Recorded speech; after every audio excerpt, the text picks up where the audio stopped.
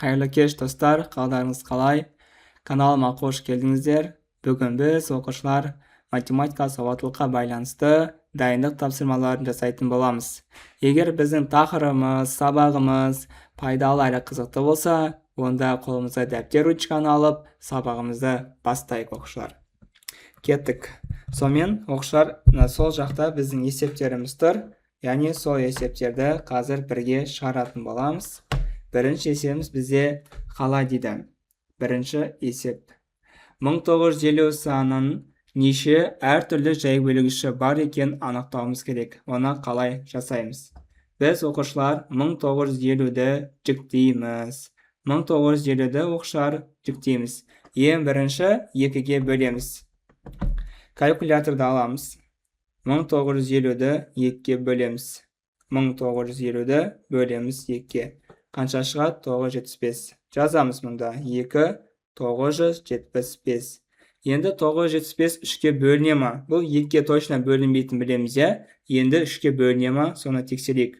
Оны не істеймін? Калькуляторды аламын да 975-ті 3-ке бөлем.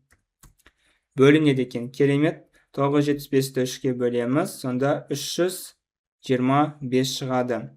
325 оқушылар бұл 3-ке бөлінбейді. Біз оны енді 5-ке бөлеміз. Так, калькуляторды аламыз да 325-ті 5-ке бөлеміз. 65 шығады. Сонда 65 бұл тағы да 5-ке бөлінеді. 10-ны бөлсек 13 шығады. 13-ке бөлінеді, 1 болады. 1 болған кезде біз тоқтатамыз. Енді неше әртүрлі жай бөлгіші бар? Қараймыз.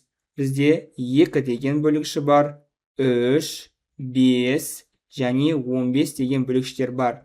5 дегеннен 2 бөлгіш бар. Бұлар екеуі де қайталанғандықтан тек біреуін ғана аламыз. Сонда бұл есептің шешімі 1, 2, 3, 4 әртүрлі жай бөлгіші бар. Жауабы В варианты.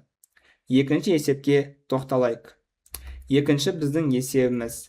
Кітапты номерлеу үшін 471 цифр қолданылған болса, бұл кітап неше беттен тұрады? Біздің бір ережелеріміз бар еді, сол ережелерді еске алып отырайық. Цифрды санға айналдыру. Цифрды санға айналдыратын болсақ, егер біздің x-іміз оқушылар 190-нан кіші болатын болса, біз бұл x-қа 9-ды қосып, шыққан нәтижені 2-ге бөлетін едік. Егер біздің x-іміз 190 мен 2900-дің арасында болса, онда x-қа 9 бен 99-ды қосып, біз 3-ке бөлеміз. Егер біздің x-іміз 2900-дан үлкен болса, онда x-қа 9-ды, 99-ды, 999-ды қосып, 4-ке бөлеміз. Біздің осындай ережелеріміз бар еді. Бұл ереже цифрдан санға айналдыру. Көріп тұрғанымыздай 471 деген цифр, бұл бізде 190-нан кіші емес. 190 мен 2900-ның арасында екен түсінікті. Онда біз осы 471-ге 9 бен 99-ды қосып 3-ке бөлеміз. 9 бен 99-ды қосамыз, сөйтіп шыққан санды 3-ке бөлеміз, я? Сол кезде біз 471 цифр бұл неше саннан тұрады, соны табамыз. Калькуляторды аламыз. 471 деп жазамыз. Қосу 9, қосу 99, міндетті түрде тең дейміз. Сосын барып бөлу 3 дейміз. 193. Жауабы 193 беттен тұрады. Бірден бастап 193-ке дейінгі барлық беттердің, номерлердің сандарын санайтын болсақ, онда бізде 471 цифр қолданған. Келесі оқушылар, номері 3-ші тапсырма. Бір бөлінген 400 масштабымен берілген картаны 5 есе үлкейтсе, онда жаңа масштаб қандай болады? Біз оқушылар, бұл жерде біз не істейміз? Берілген масштабты 5-ке көбейтеміз. Бір бөлінген 400 мың деп тұр, я? Осыны біз не істейміз? 5-ке көбейтеміз. Сонда мына 5 1-ге көбейтіледі та, бұл 5 бөлінген 400 мың болады. Енді 400 мың бен 5-ті қысқартамыз. Сонда бұлар 400 мың 5-ке қысқарып, бір бөлімінде 80 болады. Яғни бұл 1 бөлінген 80 мың деген білдіреді. Жауабы 1 бөлу 80 мың. Қай вариант? В варианты. Келесі, 3-ші есепке тоқталайық.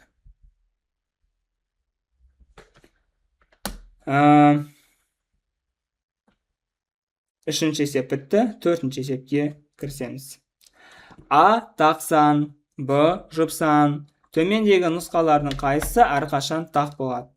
Осындай есеп келетін болса, А-ның орнына тақ бір санды қоямыз. Мысалы, тақ сан деп атқан, 3-ті қойық. Тақ сан деп атқанымыз бұл 2-ке бөлгенде қалдық беретін сан, яғни 2-ке бөлінбейтін сандар. Келесі В жұп сан, яғни 2-ге қалдықсыз бөлінетін сан. Мысалы, 2-ның өзін алсақ болады, 2 2-ге қалдықсыз бөлінеді. Енді осы сандарды вариантқа қоямыз. А варианты 2А қосу 3В дейді. Яғни 2 көбейту А-ның орнына 3-ті қоямыз, 3 В-ның орнына 2 қоямыз. Оқушылар, сан мен әріптің арасында көбейту таңбасы бар.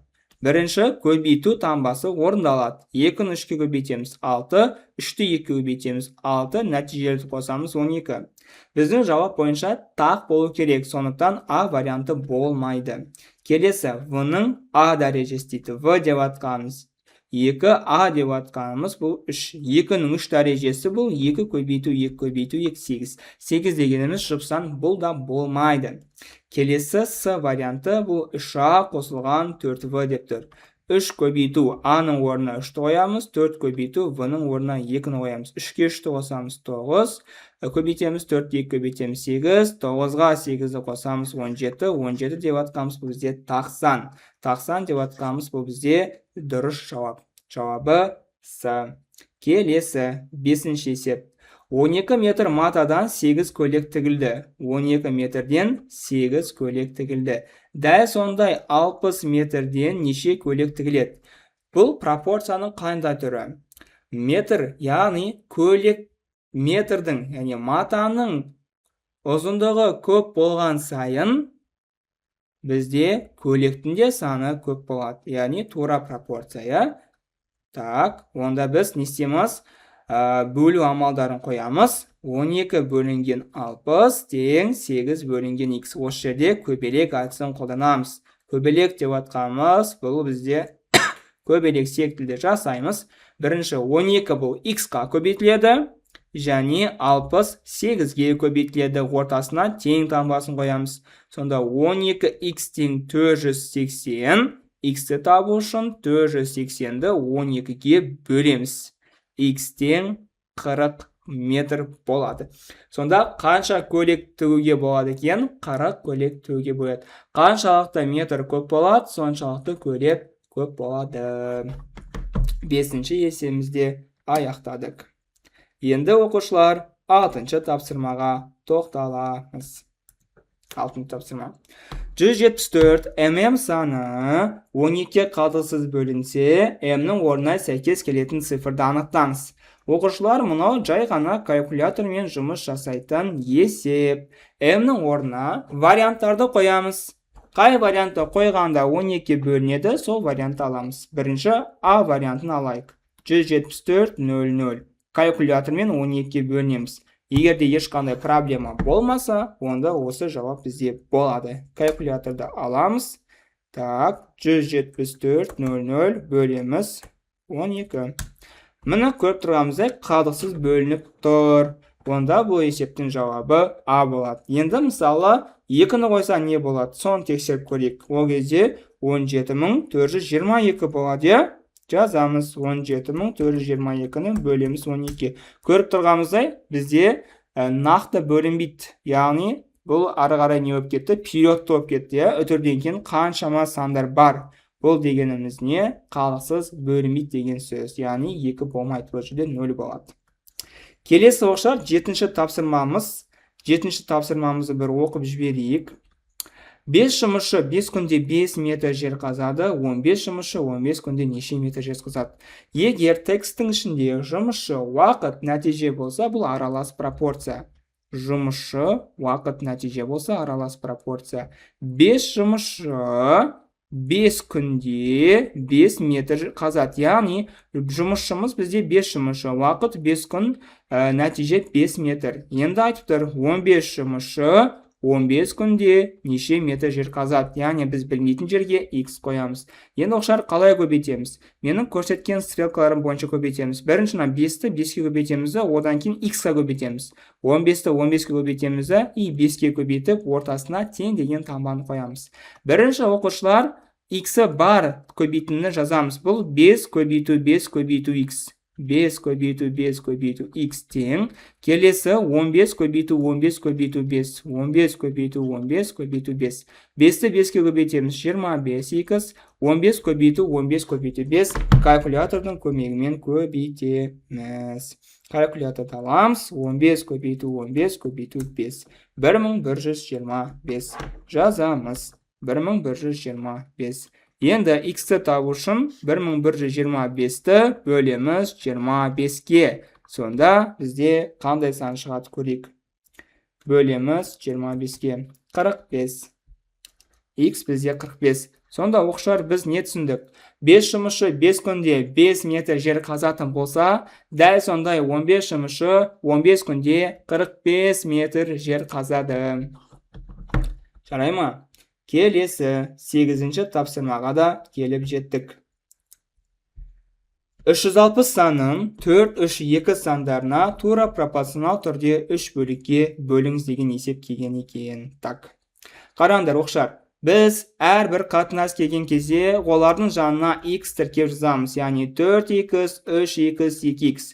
Осы x-тардың қатынасы бізде 360-ға тең болады. Яғни 360 деген санды біз 3 бөлікке бөлік. Оның біреуі 4 бөлік, екіншісі 3 бөлік, екіншісі 2 бөлікті алып жатыр үшіншісі. Енді осы бөліктерді қосамыз. Сонда бізде 9 бөлік шығады, яғни 9x 360-ға тең. Енді x-ті табу үшін 360-ты 9-ға бөлеміз. Сонда бізде 40 шығады. Осы 40-ты әрбір x-қа көбейтеміз. 4 көбейту 40 тең 160. 3 көбейту 40 тең 120. 2 көбейту 40 тең 80. Яғни қай жауап болды? В жауабы болды, я? Яғни біз әрбір қатынастың жанына x-тар қоямыз, қосамыз, бөлеміз. И көбейтеміз. Сонда бірінші санымыз 160, екінші санымыз 120, үшінші санымыз 80 екен. Номері 9-ші тапсырмаға келіп жеттік. Так, бізде беттер таусылып қалған екен. Так, беттер қосып жүреміз. Так, мына жерден бастаймыз. Кеттік. 9-шы есеп. Өзгеріс ауқымын табу керек. Өзгеріс ауқымы деп атқанымыз бұл бізде не еді? Өзгеріс ауқымы деп атқанымыз бұл сандар қатарындағы ең үлкен саннан ең кіші санды азайту. Бұл жақтағы ең үлкен сан көріп тұрғанымыздай 24. Содан азайтамыз ең кіші сан. Ең кіші сан бұл -9, яғни 0-ден алыс жатқан сан -9. -9 азайтқанда 2 минус бұл плюсті береді. Яғни 29 қосу 9 болып кетеді. Жауабы 33-ке тең. Қай жауап болады? С жауап болады. Номері 10-шы тапсырма. Оқушылар, соңғы тапсырма. Екі қала арасы 350 км. Картада бұл арақашықтық 7 см кескінге сәйкес келеді. Картаны масштабын тап. Масштаб деп айтқанымыз бұл карта бөлінген жер. Яғни масштаб тең картадағы ұзындық 7 см бөлеміз 350 км жер бетінде ұзындыққа. Километрді сантиметрге айналдыру үшін біз 5-0 тіркейміз. Немесе 100 мыңға көбейтеміз. Так, 7 сантиметрді үстіне жазамыз. 350-дің артына оқушылар 5-0 тіркейміз. 1, 2, 3, 4, 5. Сонда біздің километріміз сантиметрге ауысады. Сантиметр мен сантиметр қысқарады. Асты бізде 35 миллион болды. 35 миллион бұл 7-ге қысқарады. 7-ні 7-ге қысқартсақ 1, 35 миллионды 7-ге бөлсек бізде 5 миллион шығады. Сонда бұл есептің шешімі 1 бөлінген 5 миллион. Қай жауап болады? Сол жердегі бір жауапты қараймыз, я? Так, 1 бөлінген 5 миллион деп атқанымыз, бұл бізде Д жауабы. Жақсы оқушылар, бұны көріп тұрғанымыздай біз 10 тақырыпты, яғни 10 түрлі есеп шығардық. Осында есептерді қараймыз. Берілген формулаларды жаттайық, себебі ертең келетін емтиханда бұдан да басқа түрлі есептер болуы мүмкін. Сондықтан осы уақытқа дейінгі келген барлық тақырыптарды қайталаймыз, жіті қайталап кіреміз. Мат сауаттылық бұл біздің логикамызды арттырады және де сауаттылығымызды арттырғандықтан бұл өте маңызды пәндердің бірі. Сондықтан да мат сауаттылықты еш елемеуге болмайды. Жақсылап дайындаламыз. Сәттілік тілеймін.